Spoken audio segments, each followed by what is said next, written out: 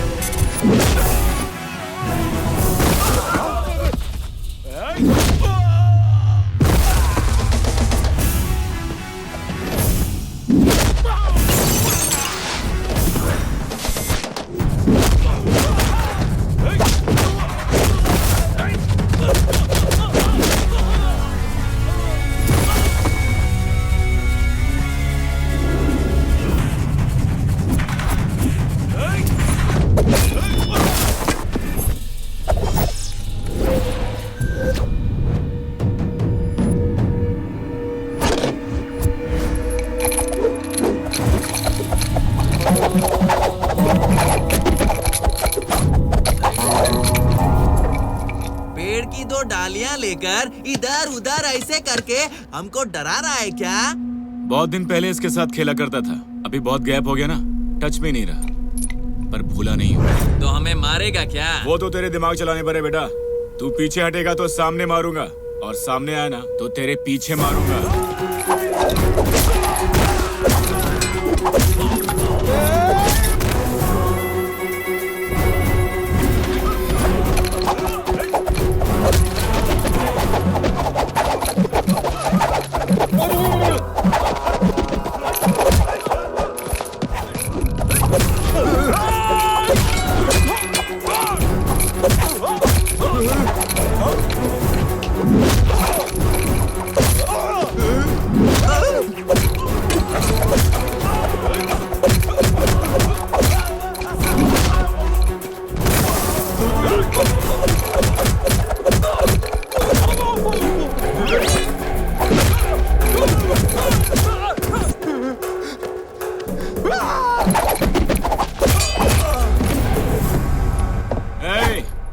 सब अपने कपड़े उतार कर बैठ जाओ।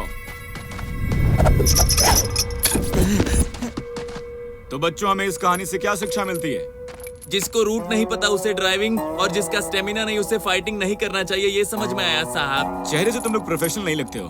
करते क्या हो तुम लोग? बल्ली ठाकुर के यहाँ काम करते हैं। कितना मिलता है? 2 वक्त का खाना और 1000 रोज मिलता है?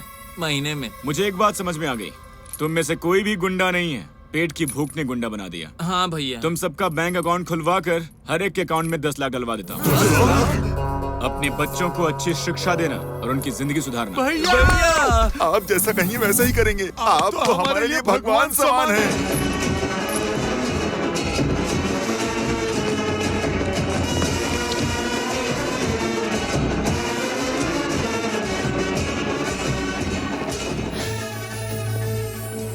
अरे ये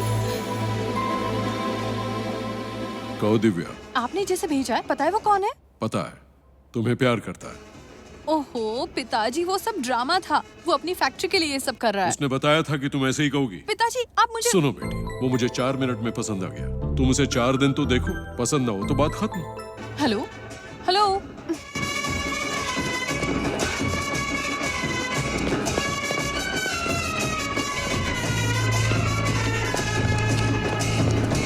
ये क्या तमाशा लगा रखा है? इसको गांव से बाहर भेजने के बजाय यहाँ क्यों ले आए? देखो ठाकुर साहब, हमें तो दामाद पसंद आ गया, अब आप भी इसे पसंद कर लो। भाई तुम सबका दिमाग तो खराब नहीं? कूल कूल मामा जी। गुंडों, मामा जी से थोड़ी पर्सनल बात करनी है। तुम सब लगेज अंदर ले जाओ। चलो रे। चल जल्दी। देखिए मामा जी, मुझे भूपेंद्र जी ने यहाँ पर नहीं भेजा। मुझे दिव्या पसंद है इसलिए आया हूँ। आपकी लव स्टोरी आपको मुबारक, और मेरी मुझे। प्लीज कोऑपरेट कीजिए। क्या कोऑपरेट कर? रुकिए मामा जी, लड़का पसंद भी तो आना चाहिए ना। 4 दिन में खुद ही चला जाएगा, आने दीजिए। ज्यादा हीरोगिरी की तो। ओके मामा जी।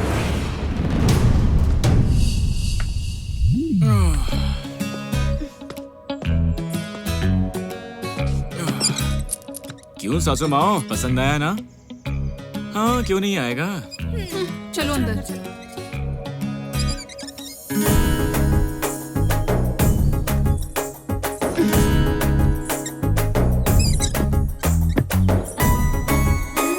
ए छोरी, तुम उधर लव कट करके आई हो और मैं इधर मैरिज सेट करने आया हूँ। कैसा लगा ट्विस्ट? देखना 4 दिन में तुम यहाँ से चेकआउट करोगे। अपना लगेज रेडी रखो। अच्छा, अभी तक नोटिस नहीं किया था, लेकिन लहंगा ओढ़नी में सेक्सी लगती है। हाय, क्या कमर है, क्या चाल है।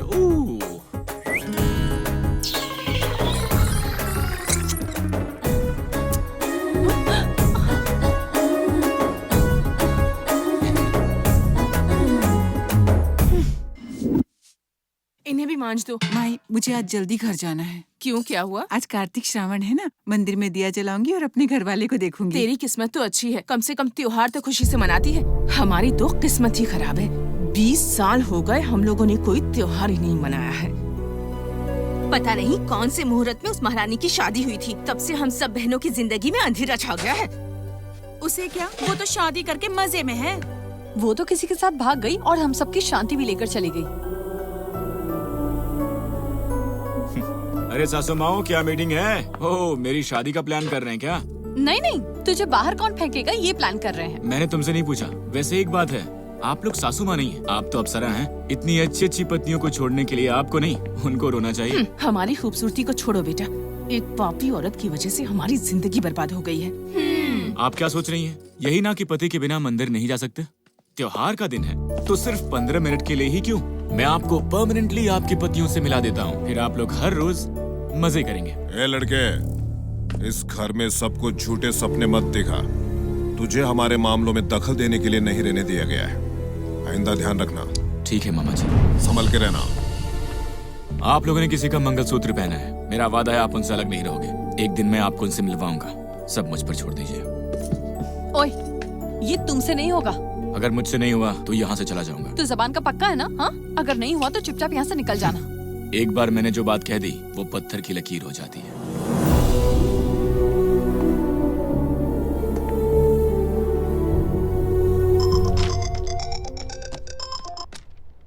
माँ, मैं गांव पहुंच गया हूँ। अपनी सासुओं से भी मिल चुका हूँ। जैसा आपने कहा था सब बहुत ही अच्छे हैं। माँ नहीं, पिताजी। अरे पापा, वो फैक्ट्री। अरे माँ ने मुझे सब कुछ बता दिया है। तू जैसा समझ रहा है उतना आसान नहीं है। मैं जितना सीधा हूँ उतना टेढ़ा भी हूँ। मैं कुछ भी करने से पहले सब प्लान कर लेता हूँ। बेटा, जब हम यहाँ आए तो उन लोगों ने रोज फोन करके हमें परेशान कर दिया था। कोई कम टॉर्चर नहीं किया हम लोगों को। अच्छा, पर माँ ने तो उनके बारे में अच्छा ही कहा था। कोई बात नहीं डैड, आप तो हमेशा यही कहते हैं कि सामने वाला जैसा बर्ताव करे उसके साथ वैसा ही करो। इसलिए उन्होंने जैसा आप लोगों के साथ किया वैसा हम भी करेंगे। चल निकल यहाँ से। क्या भैया, चल चल। हेलो, क्या साले साहब, ब्रेकफास्ट हो गया? अबे तू है?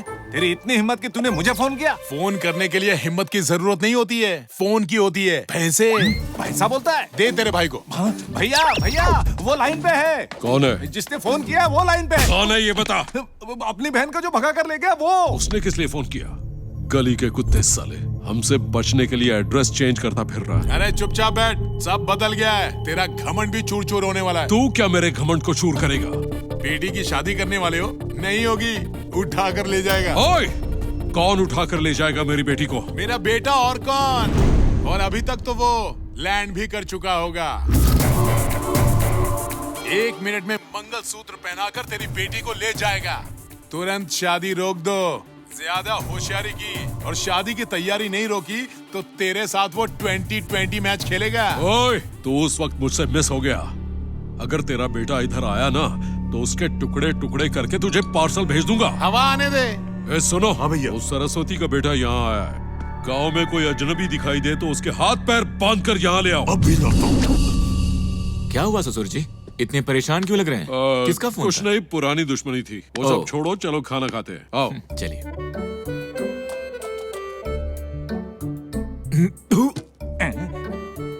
ये क्या खिला रहे हो मुझे? ऐसा खाना कोई इंसान खा सकता है? मैं एक बात बताऊं ससुर जी, मेरे घर का खाना और टेस्ट, वाह वाह वाह वाह वाह। कुछ भी कहिए, खाने का टेस्ट तो घर की लक्ष्मी के हाथों में ही होता है। ससुर जी, कल की ही बात है, वहाँ जो दाल बनी थी उसमें जो तड़का लगा मेरी था। पत्नी मीनाक्षी उसमें स्पेशलिस्ट है। उसकी बनाई दाल बहुत टेस्टी होती क्या है। आप सच कह रहे हैं?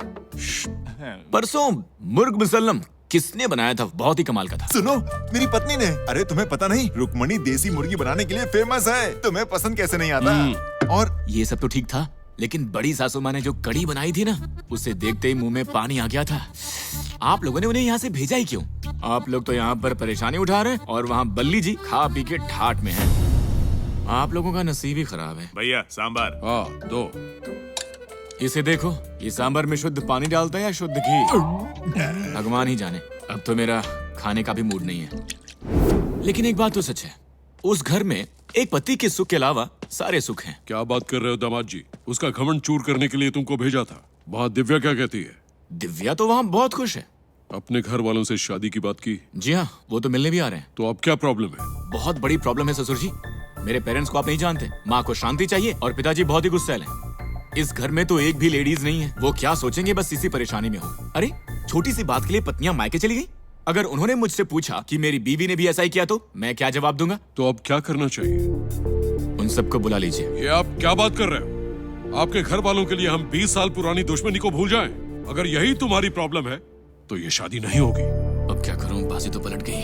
आप इतना गुस्सा क्यों हो रहे हैं ससुर जी? हर एक प्रॉब्लम का कोई ना कोई सोल्यूशन जरूर होता है। तो अब इसका सोल्यूशन बताओ ना।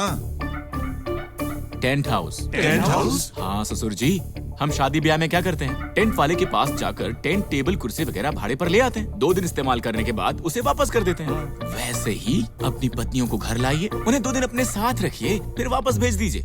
ऐसा करने से हमारे 2 फायदे हैं। पहला, ये शादी हो जाएगी। दूसरा, उस बल्ली ठाकुर का घमंड चूर हो जाएगा। दामाद जी का आइडिया जबरदस्त है। टेंट हाउस को रेंट देना पड़ेगा, यहाँ वो खर्चा बच जाएगा। ये आइडिया अच्छा है, हम ऐसा ही करेंगे। तो ठीक है, उन्हें यहाँ ले आओ, लेकिन उन्हें यहाँ वहाँ लेकर घूमना मत। शादी के बाद वो एक दिन भी ना रुके। अब देखो भैया कैसा मजा आएगा। क्या कहा? वो गलती से मिस्टेक हो गई।